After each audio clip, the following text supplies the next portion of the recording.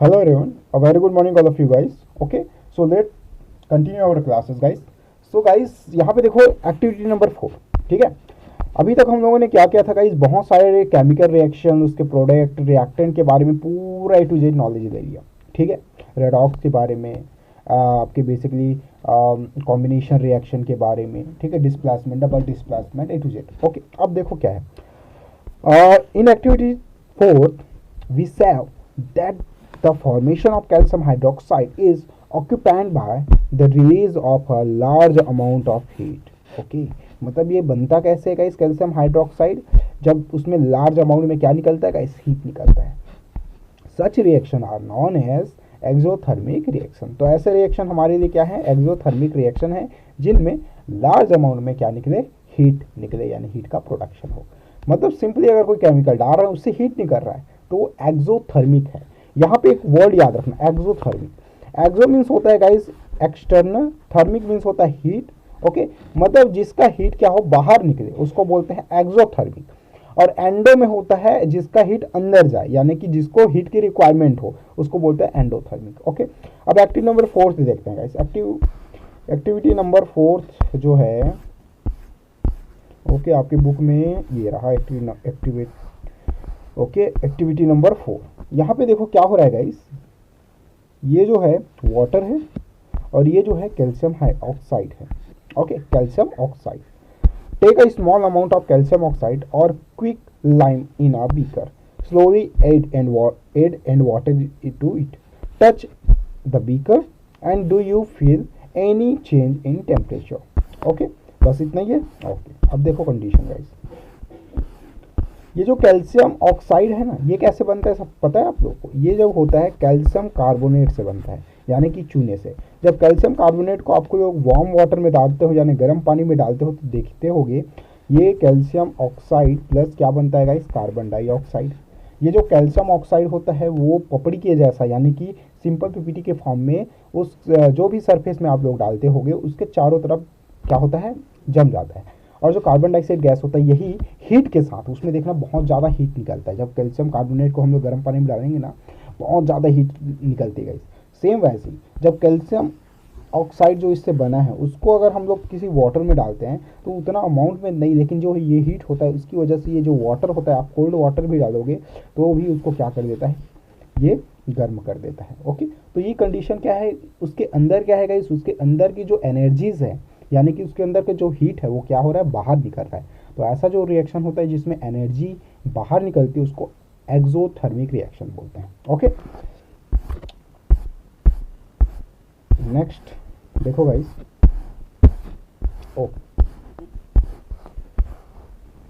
अब recall activity number 1 where a magnesium ribbon was burn using a splint lamp. Simply सबको पता है, जब हम लोग क्या किए थे, जब मैग्नीशियम का रिबन लिए थे, हल्का सा आग दिए थे, ठीक है, यानी फायर किए थे उस पर, वो बहुत ज़्यादा अमाउंट में, बहुत ज़्यादा हीट के साथ क्या हुआ था गाइस, जलना स्टार्ट कर दिया था. So was it a combination reaction. Obviously बताओ गाइस, कॉम्बिनेशन कैसे है मैं बता रहा हूँ. जैसे कि मैग्नीशियम था, उसमें हम लोगों ने फायर किया तो ये बन जाता है मैग्नीशियम ऑक्साइड. तो क्या ये कॉम्बिनेशन रिएक्शन है गाइस? ऑब्वियसली ये कॉम्बिनेशन रिएक्शन, क्योंकि ये कंबाइन हो रहा है ना. ओके, इज ऑक्सीडेशन और reduction taking place? Obviously oxidation reaction. Okay, and is it exothermic? क्या इससे एनर्जी निकल रही है गाइस? ठीक है, एक्सोथर्मिक है, ऑब्वियसली एक्सोथर्मिक है गाइस.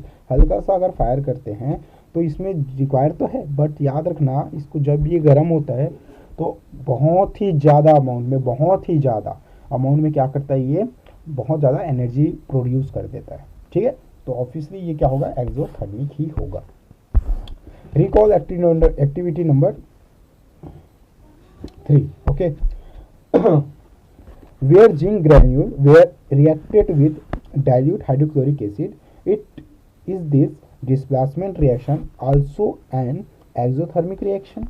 ओके, देखो जब जिंक ग्रेन्यूल को हम लोग डाइल्यूट HCl में डालते हैं गाइस, तो इससे क्या मतलब ये जो रिएक्शन होता है डिस्प्लेसमेंट का होता है. क्या ये जो है एक्सोथर्मिक रिएक्शन है कि नहीं, ये पूछ रहा है. ठीक है, तो ये कंडीशन सिंपली आपको पता होना चाहिए. ये जो है एक्टिविटी, ठीक है, सिमिलरली ऐसा ही होता है इसमें कि आपने क्या किया है, जिंक ग्रेन्यूल ले लिया, उसमें HCl है। अब ये HCl क्या करता है, जिंक जाके HCl को कंबाइन करता है गाइस और एक बन जाता है जिंक क्लोराइड, ओके, प्लस निकलता है हाई अमाउंट में H2 गैस। तो ये जो H2 गैस है यही तो हीट है ना, तो क्या एनर्जी तो रिलीज हो रही है ना, तो ये क्या है, exothermic. Okay, some more example of exothermic reaction are given below, like combustion of natural gas. Combustion of natural gas में गाइस जैसे कि मीथेन गैस है, मीथेन को जब हम लोग जलाते हैं यानी ऑक्सीजन की प्रेजेंस से होगी ऑब्वियसली, तो जब ये जलता है तो कार्बन डाइऑक्साइड निकलता है गाइस, वाटर बनता है और बहुत सारा अमाउंट में हीट बनता है। हमको याद रखना कि लार्ज अमाउंट में हीट निकलता है, जैसे कि सिंपली हम लोग गैस घर में जो करते हैं मीथेन से ही करते हैं, ठीक है। तो सिलेंडर में जो गैस है वो यही है, तो बहुत सारा अमाउंट में क्या निकल रहा है, हीट निकल रहा है, मतलब क्या है ये गाइस, ये एक्सोथर्मिक है। Okay, next, the formation of manures and respiration are also exothermic reaction. Simply सबको पता होगा जब रेस्पायरेशन होता है तो बॉडी में जब हम लोग एनर्जी डालते हैं, खाना डाल रहे हैं, उससे क्या बनता है, एनर्जी बनता है। एनर्जी बन रहा है मतलब एनर्जी प्रोड्यूस हो रही है guys, so that is respiration is also exothermic reaction. वैसे मैन्यूल फॉर्मेशन भी होता है। मैन्यूल में भी देखना, अगर आप लोग मैन्यूल बनाते हो तो अंदर अगर उसको देखोगे टच करके तो उसमें बहुत ज़्यादा हीट निकलते रहता है क्योंकि डिकम्पोज हो रहा है, ठीक है, हीट को निकल रहा है। तो ये दोनों कंडीशन याद रखना गाइस। फिर एक्टिविटी नंबर जो 8 है वो देख लेते हैं, ठीक है। इसके बेसिस पे ये क्या बताया है, endothermic reaction. Take a small amount of lead nitrate, okay, PbNO3 lead nitrate powder in a boiling tube. देखो भाई सिंपली लैब में जाओगे दो तरह के ट्यूब होते हैं, एक होता है टेस्ट ट्यूब और दूसरा होता है बॉइलिंग ट्यूब। टेस्ट ट्यूब और बॉइलिंग ट्यूब थोड़ा अलग होता है, बॉइलिंग ट्यूब बड़ा होता है, टेस्ट ट्यूब जो होता है छोटा। सेकंड, बॉइलिंग ट्यूब की मेल्टिंग पॉइंट बहुत हाई होती है, मतलब वो जल्दी से कड़कता नहीं है, जो उसका ग्लास होता है जो बोरोसिल का बना होता है वो इतना जल्दी से ख़राब नहीं होता compare to test tube. Okay, use a test tube holder to hold the boiling tube and heat it over a flame. Basically ये जो है, ये जो पकड़ा है इसको बोलते हैं टेस्ट ट्यूब होल्डर, जो इसको होल्ड करके रखता है, ठीक है। What do you observe, note down the change if any, you will observe the emission of brown flames of nitrogen dioxide, the reaction take place is, okay. अब देखो हम लोगों ने क्या किया, लेड नाइट्रेट लिया जो काफ़ी महंगा होता है। अब इस लेड नाइट्रेट को हम लोग फायर कर दिए। फायर करने से क्या होता है, अब बेसिकली एक फॉर्म बनता है। अब इसी फॉर्म को हमको ऑब्जर्व करना है कि ये है क्या। तो गाइस लेड नाइट्रेट को जब हम लोग डिकम्पोज कर रहे हैं, ये देखो, ठीक है, जल रहा है, तो ये डिकम्पोज होके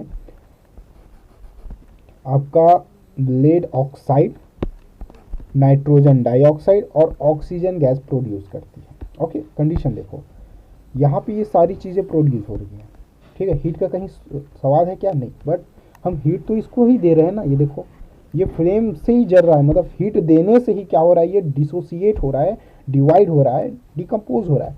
मीन्स कि ये जो है वो एनर्जी यानी कि हीट को बाहर नहीं निकाल रहा है, अंदर दे रहा है, यानी कि ये एंडोथर्मिक है। So in this reaction heat is required for the decomposition of the reactant, okay. The reaction in which heat is absorbed are known as endothermic reaction, okay. I think guys आपको ये दोनों endothermic exothermic clear हो गया होगा, okay. और अच्छे से book को लर्न कीजिए, ओके।